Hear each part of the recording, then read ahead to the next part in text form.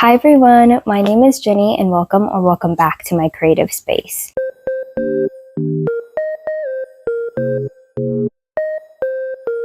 It's been a while since I last filmed and I wanted to do a chatty sit down where I talk about all of the books that I've read in the first quarter of this year. And I also wanted to spotlight some of my favorite miscellaneous things that I've enjoyed as well, like gaming items, lifestyle items, all that jazz.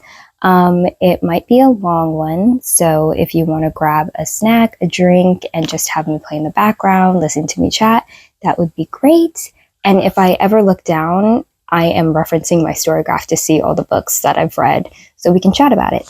It mostly will be me chatting about the ones that I like and maybe not like so much, but we'll see how I'm feeling when the book is brought up. Let's start with the month of January. The first book that I read is a carryover, and it was The Cruel Prince. I gave that a 3.5 star. This is my first foray into like the really popular Fay books. And I think the thing is a lot of people kind of sell The Cruel Prince as this like romance between Jude and Cardan. I will say there was no romance to be had. I think there's a moment where they kind of are like lusting after each other, but other than that, it's like this man is not nice to her one bit. She is fighting and scrapping for her life the entire time. I will say that it was a much darker read than what I was expecting for a YA novel. I'm interested to see where it's going, but it's much more of a popcorn read for me. I'm not as fully invested in the characters as maybe I would have been if I was reading it when I was younger. But my favorite read of this month has to be hands down Assassin's Fate. I finished the entirety of the Realm of the Elderlings at the beginning of this year, and ever since I finished that book, I don't think I have felt the same about reading because it was such a life-changing series for me. I made so many good friends reading that series, and just the character work that Robin Hobb has is stunning, amazing. The way she gets to the core of the humanity of her characters, how well written her characters are, is just an experience like no other. And I'm so glad that I picked up Assassin's Apprentice at the beginning of the year in 2023 to go ahead and finish it the beginning of this year, 2024. I think about that book and I'm just like, no words, in shock. I think, honestly, stunning ending to the series. I love when it's a full circle moment, and I did a whole vlog for Assassin's Fate, so if you want to see a spoilery vlog, go ahead and watch that. That was the first video I've ever made on this channel, and it was so fun making that, even though I was really sick that entire vlog. Another highlight in the month of January has to be Yakuzas Fiance. It's a manga series. My friend Michelle was the one who told me you should pick it up and see what you think about it. I think you'll have a lot of fun. And of course, Michelle was correct. I did have a lot of fun. And I think it was the perfect timing to read this very silly, unhinged, never read a story like that in my life. I've actually never read anything like Mafia or Yakuza. And so I don't think I really knew what I had coming for me. It was a very fun and enjoyable time, and I think it was perfect timing to read that alongside Assassin's Fate, where I was just on the edge of my seat praying to Robin Hobb to please not do terrible things to her characters. And then I had this manga that was very silly. They're part of the Yakuza, so there was some crazy things going on, very intense. So if you want to read the book, please know that there was violence. But it was just very fun because it wasn't that serious to me. And I love the dynamic of the characters. Our main male lead, very unhinged. Don't think I've ever read a character like him before. And I also really enjoyed the art style of this. I am definitely looking forward to the newest volume coming out, I think in the month of April. maybe mid-April, something like that. But it is such a great palate cleanser, silly read. Yeah, I've never read anything like it before, and it was completely enjoyable. So for February, let me just go in succession about this. I think for the month of February, I was feeling a bit of burnout, and I wasn't as excited about the books that I was picking up. So I kind of shifted my reading. I read 8 books, so it wasn't that bad of a reading month. I just think personally, in my internal feelings, it felt like not that strong of a reading month. So I started off with a novella by Abby Jimenez, which is Worst Wingman Ever. I think it was like a collaboration that a bunch of romance authors were doing for KU. I gave it a 3.5 star. It was much more intense storyline wise regarding like the death of a grandparent, and it wasn't as romantic as I would imagine it to have been because of what the campaign of like these little short novellas of romance authors. I feel like with Abby Jimenez, she tends to bring in hard-hitting narratives within her romances. It isn't just about the swoony love story between the two, which I enjoy, but that was not what I was expecting. So move your expectations to be more hard-hitting and much more focused on our main character's struggle than, you know, the romance of it all. The next book that I read was The Ruin of Kings, which I gave a 4 star to.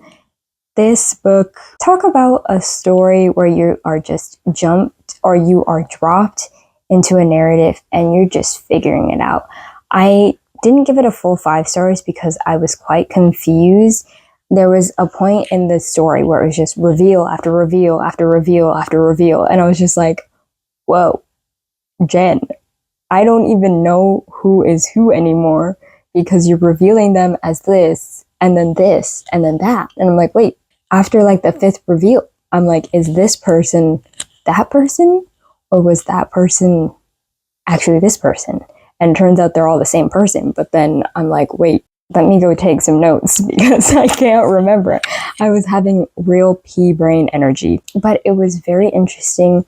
I loved getting to have this narrative being told in 2 perspectives and just seeing the way one narration depicted our main character versus the other perspective. And it was just a very interesting, very fast-paced, like, because Ruin of Kings had so many short chapters, it made the read really quick, but also because Jen Lyons was putting so much information in those short chapters, it made the read a little bit longer. I don't know how to explain that. It was a very interesting read. Can't wait to get to the sequel of that one. Okay, and then my next read is The Space Between Worlds, which I gave a 3.5 star. It is also my first foray into sci-fi. The one thing I would have to say about The Space Between Worlds is that I wish we got to sit in some of the settings a little bit longer and really understand the kind of worlds we were jumping into. Other than that, very enjoyable. I really liked our characters, and I liked the sort of romance that was blooming between 2 of our characters. Very interesting. And because I was coming off the cusp of reading Yakuzas Fiance, and I really wanted a kind of fun and silly and unhinged read, I went on Reddit to look up what people were comping for that title, and a lot of people were suggesting this manga called Firefly Wedding. I read 2 volumes of that, and I think in total I would give it a 3 star. I don't know about silly goofy, but it was very unhinged, and that's really what I got. My takeaway was that it was very unhinged, much more violent than Yakuza Fiance. I think with Yakuza Fiance, the art style in a way is so much more lighthearted.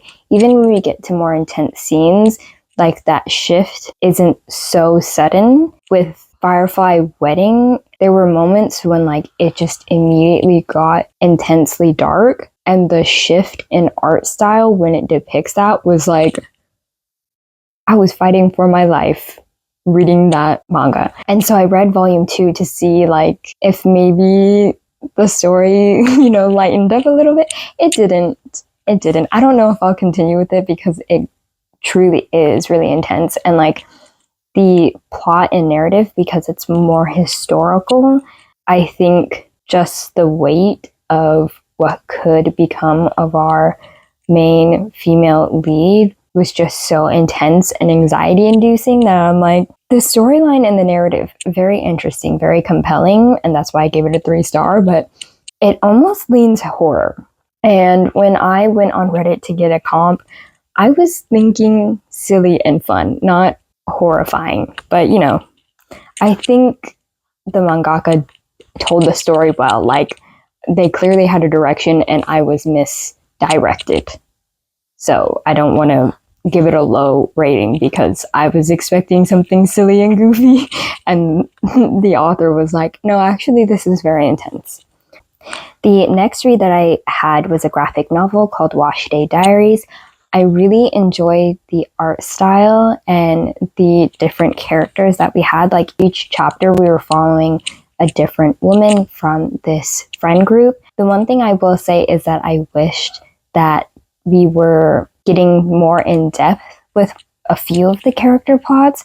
I think one of the characters had a heavier storyline with her mental health, and I wish we got to explore that a little bit further. But I ended up giving that a 4-star rating. The last book that I read was an e-arc, which I made a vlog for, called The Tainted Cup by Robert Jackson Bennett. Gave that a 4-star rating. I really loved the characters, Din and Anna. Like, Din, he is just this, like, it's not that he's not intelligent, but he's kind of just going around doing whatever Anna's telling him to do. And he's quite confused most of the time. And I love the inkling of romantic relationships that Din was having. I thought it was really, like, even though it wasn't the main plot point was him investigating this murder and how it further impacts their government system. Some of the relationships he was having in this book, I was like, oh my gosh. But he was a little, like, not all there and was not reading the signs that I was reading. And I was like, Din, please open your eyes. And then Anna, I really loved how eccentric. I love reading a very intelligent female character. And then, I mean, I don't so much love people questioning why she's intelligent, but it's just very interesting to have somebody who is, like, very self-assured, knew what was going on, didn't need anybody else's help. It was just an enjoyable time. I really think reading this novel made me realize, like, I think I do love a murder mystery in a fantasy setting. That just really works for me. And then the last book that I attempted to read, because this was a DNF, was Fay Bound. In the same vlog that I did for the Tainted Cup, I also read this, and I ended up DNFing because I just wasn't connecting to the characterization. It's not that Zara El-Arifi is a bad writer, it's just that nothing within the first, because I made it to 10%, it wasn't compelling me to pick up the book. And I feel like whenever I read a book and I'm not compelled to pick it up, that's just a sign clearly that I'm not enjoying it and I don't want to get back into the story. So I ended up DNFing that one. I heard a lot of my friends who really, really enjoyed this read. They gave it a 5-star. So if you're into fae and elves and, like, a sapphic love story, again, I don't know how deeply these elements, because I know it is more romance leaning than her other series, but I don't know how deeply the elements go into, because I got to 10%. It just didn't work for me, and I'm really sad that it didn't work for me. For our current month, we have March, and I read 17 books. And before you go, oh my gosh, weren't you saying that you were feeling slumpy about reading, the reads weren't hitting? I have this one thing to say. I was part of Team Blood Ramadan. I'll be honest, that readathon took something out of me, honestly. I feel like I am just not a competitive reading girl. I'm not competitive in my hobbies, because hobbies are for me to relax and be leisure and enjoy. And Ramadan is a much more competitive readathon, and I don't think that way of reading works for me. I read much more because I got into a manga series. and we'll chat about that once we get to it on my list. So the first read that I had for the month of March was The Final Empire by Brandon Sanderson. I gave that a 3.75 star. At the beginning, I was like, I'm not entirely sure about this. I wasn't expecting Brandon Sanderson's writing to be so straightforward. So that was a bit of a surprise for me. Because of the way fans of Sanderson speak about his stories, I guess I just had this preconceived idea of what his writing would be like. And so that was a bit of like an adjustment that I had. But towards the last 30% is when Brandon really got me hooked. I think the terminology that fans use is a Sanderlanche. That man was doing plot twist, reveal, like almost to the point where I was like, I feel like we just need to sit with this one reveal for a second to have like really deep and in-depth emotional impact. I was like, come on, Brandon, like I just need something more. And did he deliver? That reveal and that plot twist. I know that I had some judgment because I'm like, he is so hyped up, and like I don't know why people are hyping him up. And I had these like heavy expectations on this read. He probably knew as he was writing, like, the people are gonna want some more.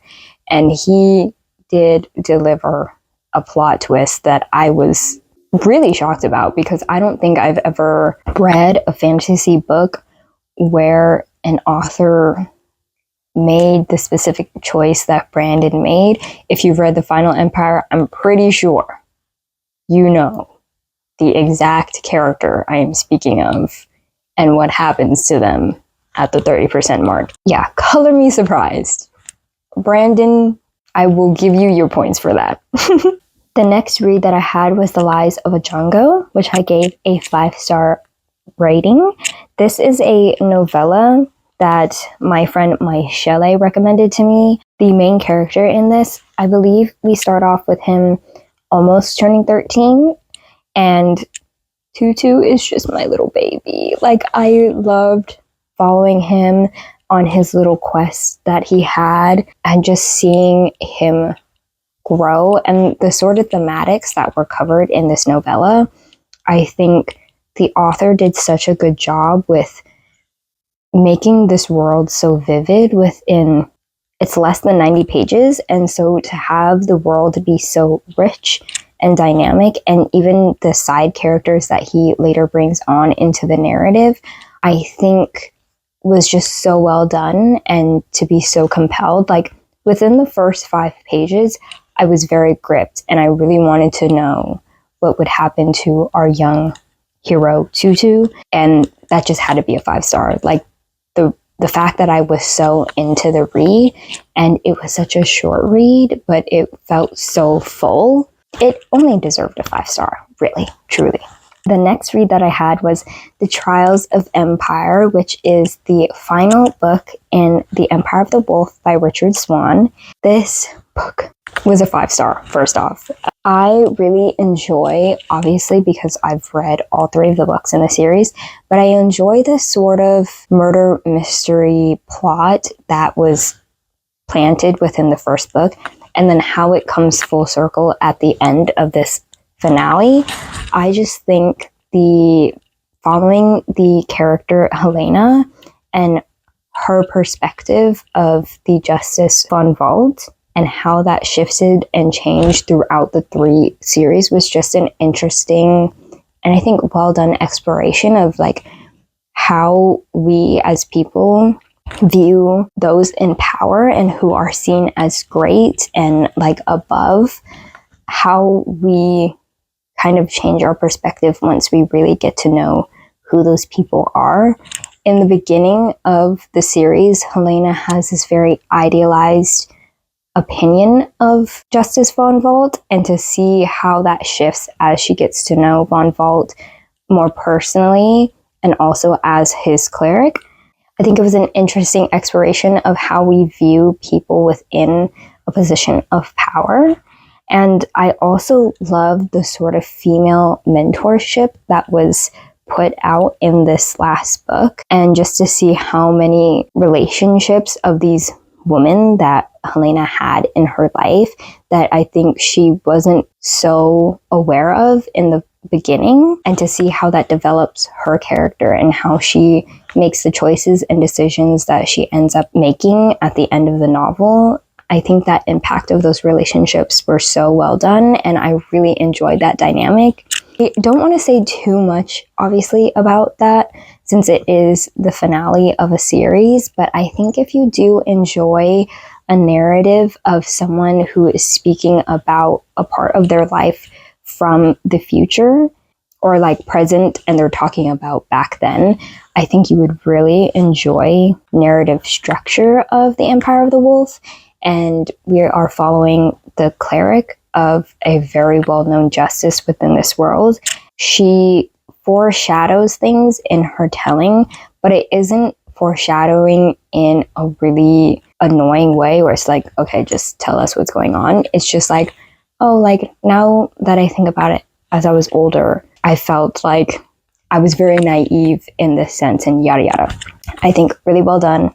Flowers to Richard Swan. When he writes a new series, I will definitely be checking that out. It was a really fun time, and I think the conclusion was wrapped up really well. It was very full circle, and I enjoy when series kind of like full circle it, but then they leave little elements open enough. And then the next one that I read was a buddy read with a group of my friends in a Patreon that I'm in, and it was a Fate Inked in Blood. And here's the thing, I really want to be a romance fantasy girl. I think the one romance fantasy that has really, really worked for me was Blood Mercy. I've only read one book thus far, and I'm really hoping to read the sequel sometime soon. I don't know. A Fate Inked in Blood, I ended up giving like a 2.5, 2.75. And I don't think it necessarily was a bad book. It just was not a book that worked for me because of the fact that there's certain elements in a romance that I need to enjoy the romance.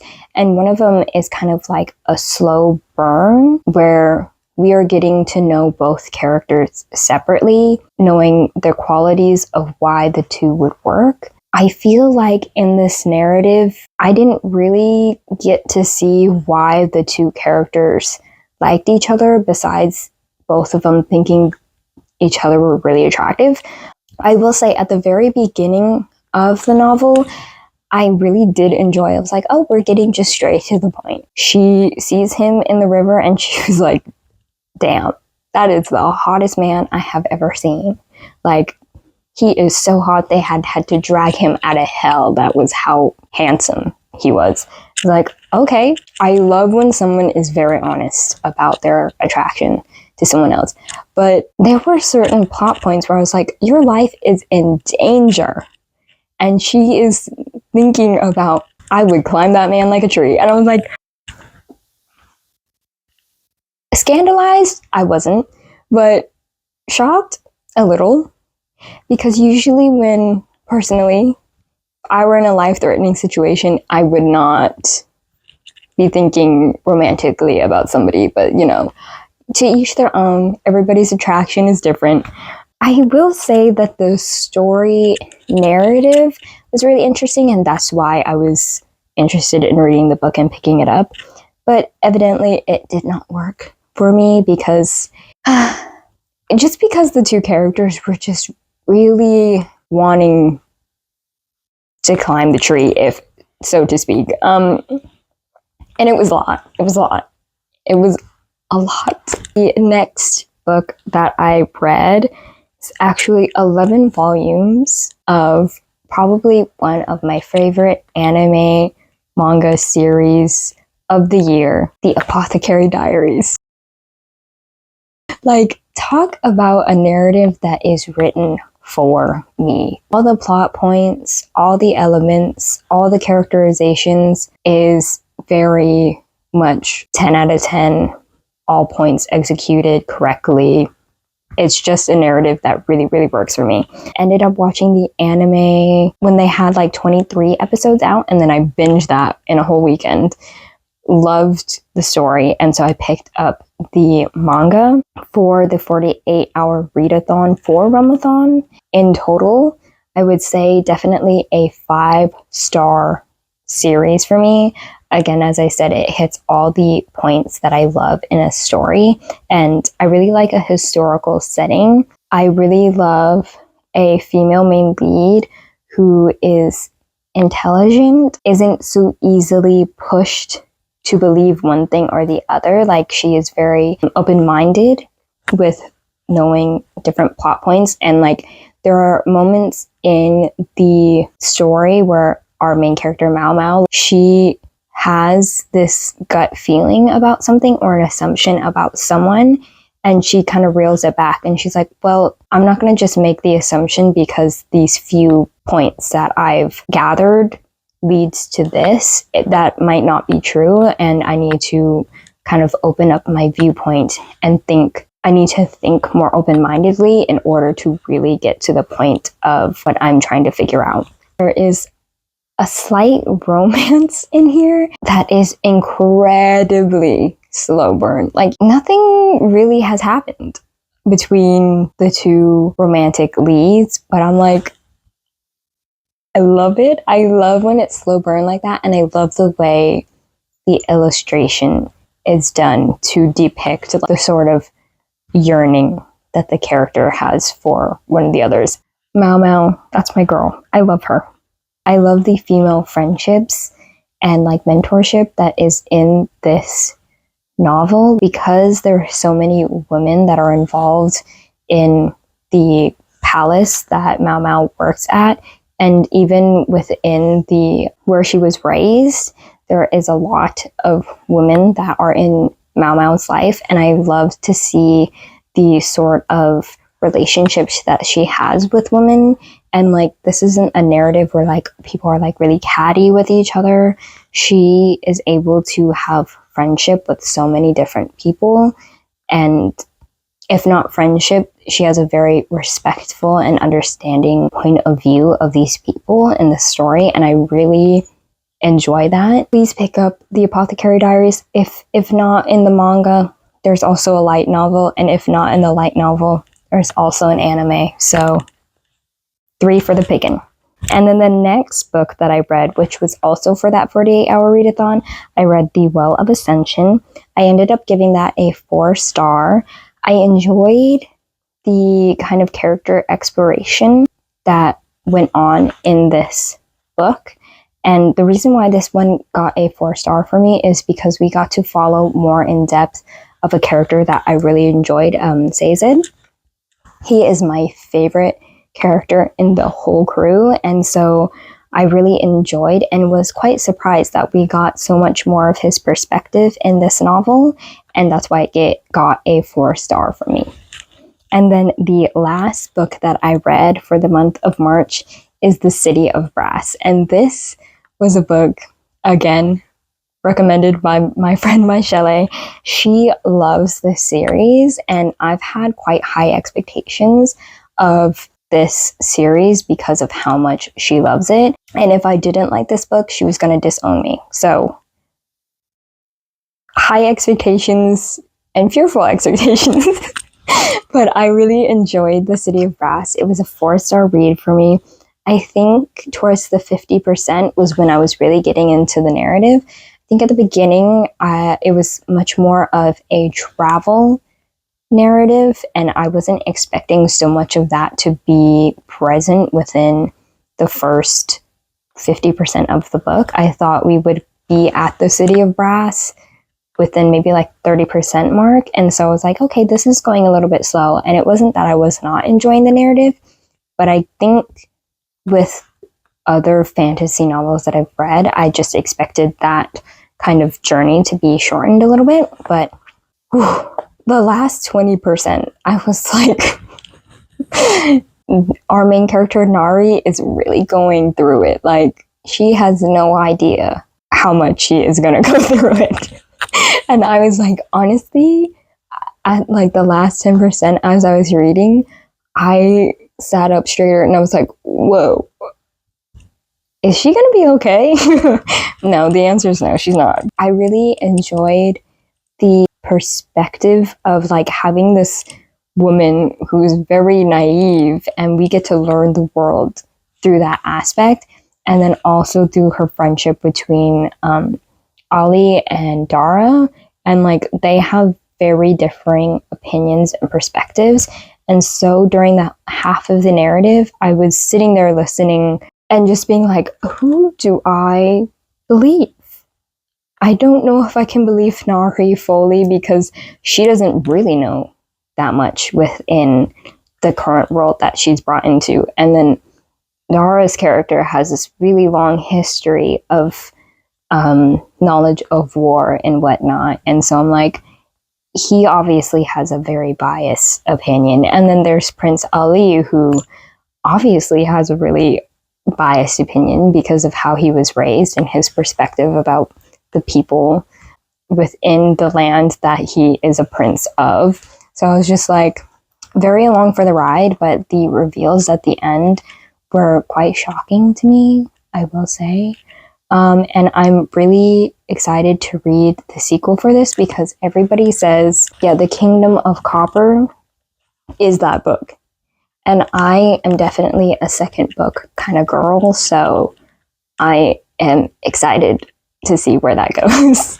So that'll be all regarding my reading. And if you're not interested, you can stop watching the video here, but I'm going to talk about my gaming favorites and also my miscellaneous favorites. So the first game that I wanted to highlight is called Suika Game. And the basic concept here is that you have these little fruit that you are combining to eventually combine into a watermelon. So on the side here, you see 2 cherries make a strawberry, 2 strawberries make a grape, and so on and so forth. I really enjoy this game specifically when I am audiobooking. I think it is the perfect amount of mindlessness, but also a tactile thing that you can do with your hands while you are listening to an audio that may need more of your attention.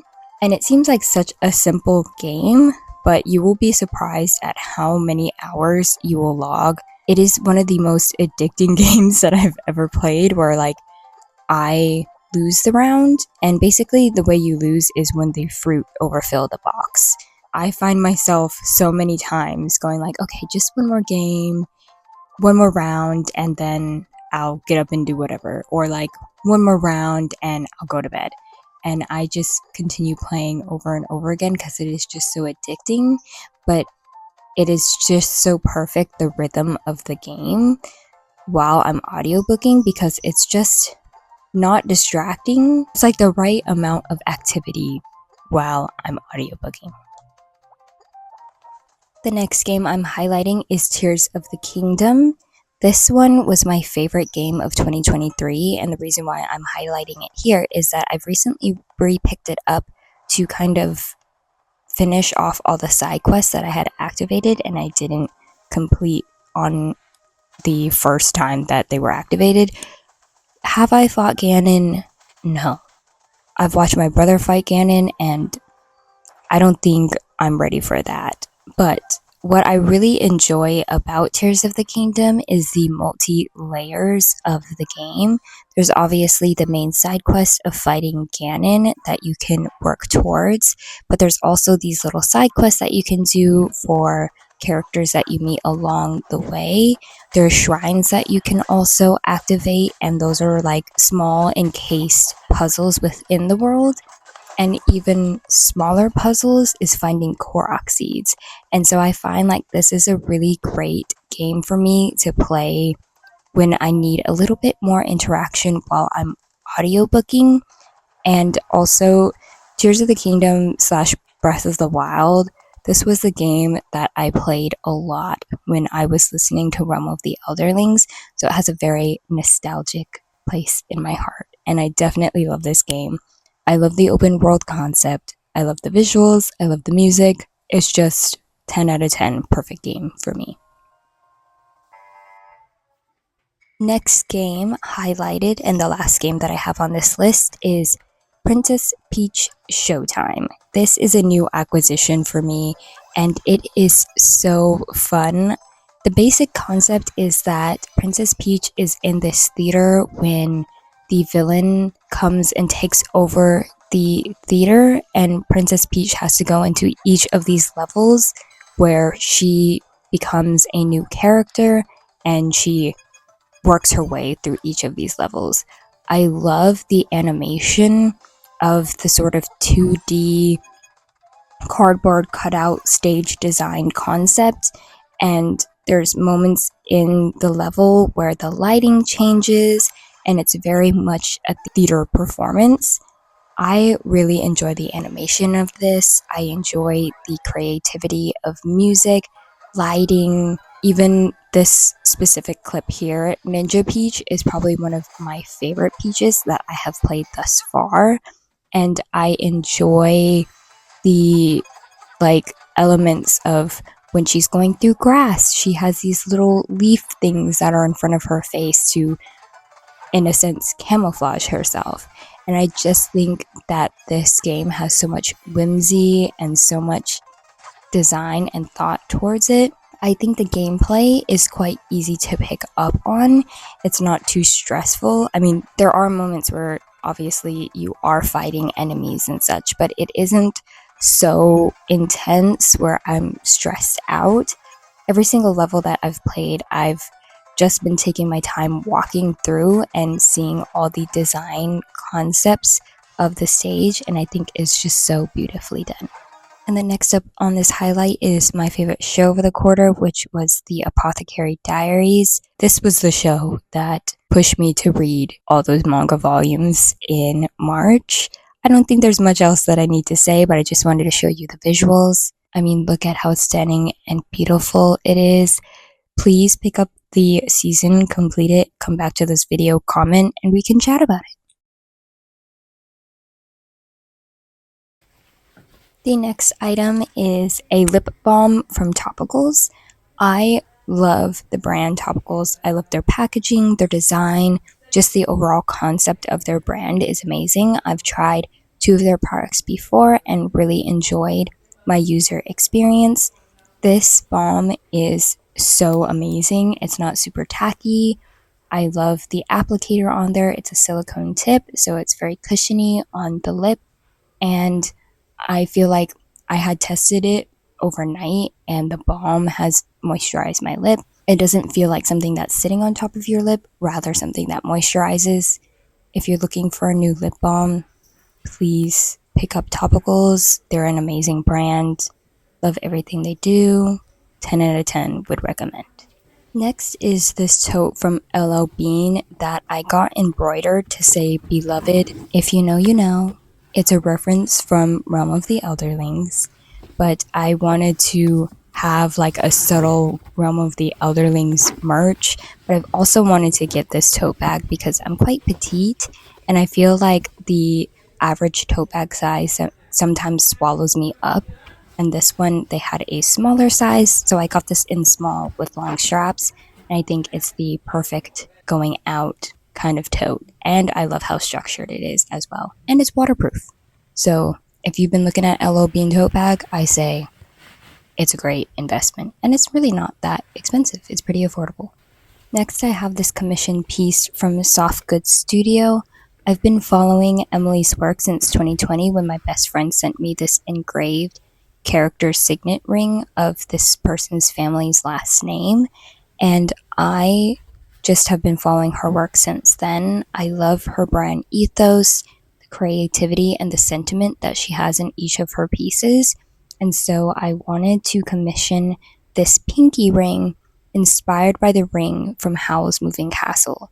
Howl's Moving Castle, I think, have you seen from my intro card and my just like overall design of my channel, is a story that is very close to my heart. Howl's Moving Castle is a comfort movie for me, and I love all the themes that are covered in that film and just the visuals of it. And when I emailed Emily about this idea, she had told me about this baby grape garnet that she had, and it looked so close to the picture that I had sent her, the tone of the jewel in there, and I think she just did a lovely and amazing job, and I'm so excited to have this piece. Emily did such an amazing job. if you want to support an Asian-owned small business, I think you should check out Emily's stuff. And even if you don't have any pieces that you want commission from her, she does have items that are available on her site. And just following her Instagram in general, she posts all these beautiful ideas and concepts that her clients have asked her to create for them. And I think she executes every single one of those commission pieces so beautifully. All right, and that's the end of my video. If you've made it to the end, thank you so much for sticking with me for this long. I was really yapping in this one, but if you had any favorites from this quarter, please put it in the comments, and I will hopefully see you in the next video. Bye, everyone!